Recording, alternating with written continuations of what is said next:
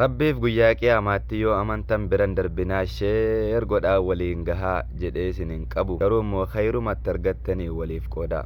Ani isinin guyya'u. Maqaan ishee Muraadii Na'iim Abbaa Nuuraa jedhamti. Dhalootaan godina Jimmaa Aanaa Gommaa ganda Ganjii Ilbuuti. Muraadiin as Saudi Arabiyaa eega seentee waggaa 2 ol lakkoofsifteetti. Biyya kana seentee akkuma baatii 3 hojjetteen qarshii ji'a 3 maatiif laattee haalli keessa jiru rakkisaadha. Du'aayinaa kadhaa hedduu jireenya ulfaataa keessan jira jettee dhaammatte.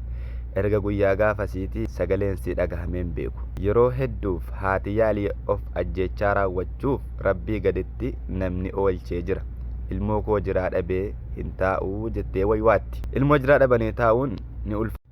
Yoo jirti ta'es sagalee si dhageenya. Yoo hin jirtu ta'es sabbarreeti teenya. Maaloo naaf barbaadaa dhala koo jette aayyoon biyya. Sagaleen koo kun yoo isin sheer gootanii waliif qooddan tarii qaama seeraa birallee ga'uu danda'a. Embaasiin keenya as keessatti argamtanu biiroo sana hordofuudhaan lubbuu mucayyoo kanaa baraara. Maatiin qabaadhee qabeenya kootiin hin barbaadu jedhan dhugaadha. Duuba maatii kanaa yeroon qoradhu harka qalleeyyummaan maatii kanaa kadaangaa darbeedha. Kanaafuyyuu sagalees hataanuu fi sagalicha kanas sheer goonee wal cinaa hadhaabbannu. Egaa akkuma beekamu suuraan Muraadii kunoo isa sinna fuulduratti argitan kana.